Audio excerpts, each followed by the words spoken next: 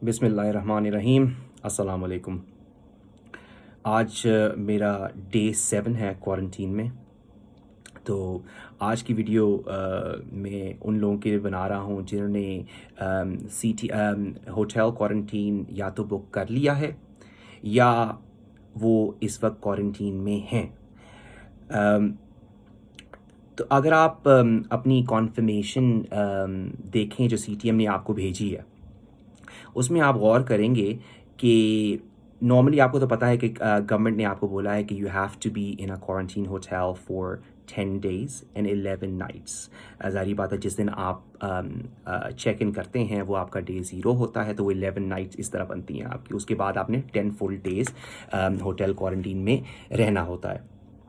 लेकिन अगर आप अपनी कॉन्फर्मेशन देखें या इनवॉइस देखें तो उसमें आप गौर करेंगे कि आपकी बुकिंग 11 नाइट्स के लिए नहीं हुई हुई, आपकी बुकिंग 12 नाइट्स के लिए हुई हुई है। तो मेरे काफ़ी व्यूअर्स थे जो कि परेशान थे, इस बारे में कंसर्न थे कि हमें 11 दिन रहना है या हमें 11 नाइट्स रहना है या हमने 12 नाइट्स रहना है। तो मैंने आज सोचा कि मैं ये वीडियो जो है उनके लिए बना दूं ताकि उनको पता लग जाए कि कितने दिन रहना है। तो as per the governments guideline आपको फुल 10 डेज़ क्वारंटीन होटल में रहना है, यानी कि 10 डेज़ और 11 नाइट्स। तो आप अगर अपनी कॉन्फर्मेशन देखें तो उस पे लिखा होगा 12 नाइट्स, और अगर आप इनवॉइस देखें जो सीटीएम ने भेजी है आपको, जिसके ऊपर आपका इनवॉइस नंबर होता है, उस पे आपकी चेक इन डेट लिखी होगी और आपकी चेकआउट डेट भी लिखी होगी। तो अगर उसको आप कैलकुलेट करें तो आपको पता लगेगा कि वो आप 12 नाइट्स बनती हैं ऑल टुगेदर।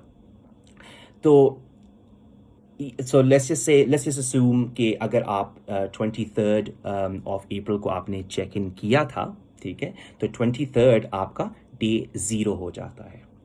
उसके बाद फिर आप कैलकुलेट करते हैं फुल 10 डेज़ अगले दिन से, यानी 24th आपका डे 1 बनता है, ठीक है।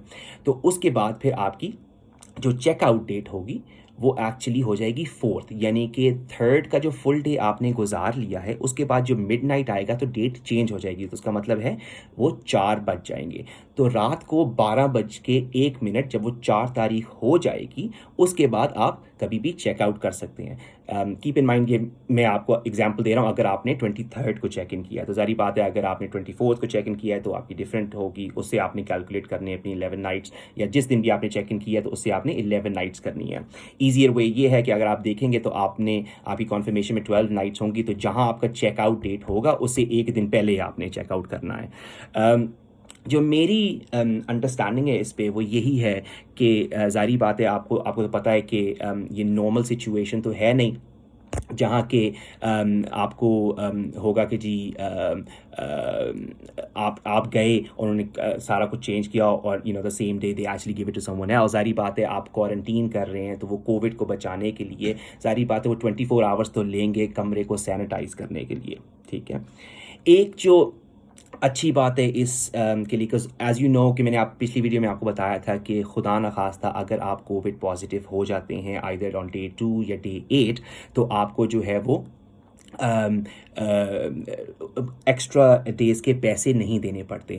But that does not qualify कि अगर आप जो है लेट्स से कभी लेट्स से आप डे 8 का आपने जो है वो कोविड का टेस्ट दिया है, जो कि मेरे काफ़ी व्यूअर्स जो है ये भी बता रहे हैं कि जी उन्होंने कोविड का टेस्ट दिया है और उनका अभी तक टेस्ट नहीं आए। नॉर्मली वो जो है वो 24 to 48 आवर्स आ जाते हैं, लेकिन कभी कभार अगर वो डिले भी हो जाते हैं तो at least you have an extra night in the hotel where you don't not have to pay for it, क्योंकि जो वो एडिशनल चार्जेस मैंने आपको पिछली वीडियो में बताए थे कि जो नहीं लगते, वो सिर्फ उस बेसिस पे नहीं लगते कि अगर आप खुदा ना खास्ता कोविड पॉजिटिव हो जाते हैं।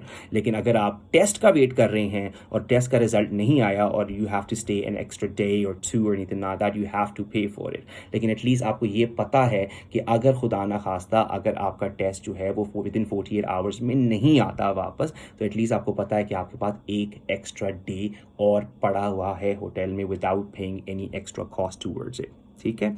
तो मैंने ये सोचा कि मैं आज ये वीडियो बना दूं ताकि काफ़ी लोग कंफ्यूज थे कि जी हमने 11 दिन रहने हैं कि 12 दिन रहने हैं, मुझे समझ नहीं आ रही क्या करनी है। तो मैंने कहा कि मैं छोटी सी वीडियो बना दूं ताकि सबको ये क्लियर हो जाए कि आपने फुल 10 डेज गुजारनी है या 11 नाइट्स गुजारनी है। तो 11 नाइट्स होगी from the moment you actually check in. तो अगर आप उस दिन से काउंट कर रहे हैं तो आपने 11 नाइट्स गुजारनी है, क्योंकि वो जो पहला दिन होता है वो डे 0 हो गया है, उससे अगले दिन आपका डे 1 स्टार्ट होता है। So from the next day आपने फुल 10 डेज गुजारने हैं वहाँ पर। ठीक हो गया। तो लाइक आई सेड, अगर आपका चेक इन डेट है वो 23 अप्रैल था, तो आपका 10th फुल डे जो है वो 3rd को कंप्लीट होगा। यानी कि जब रात के 12 बज जाएंगे और 4 तारीख हो जाएगी, तो रात को 12:01 पे 4 तारीख को आप वहाँ से चेकआउट कर सकते हैं। इस तरह आप अपने डेज कैलकुलेट कर सकते हैं कि आप कौन से डेट पे आए हैं। अगर आप 25 को आए हैं तो उसके हिसाब से आपने 11 नाइट्स करनी है कैलकुलेट। अगर आप इसी तरह 27 को या 28 को जब भी आप आए हैं तो आपने अपनी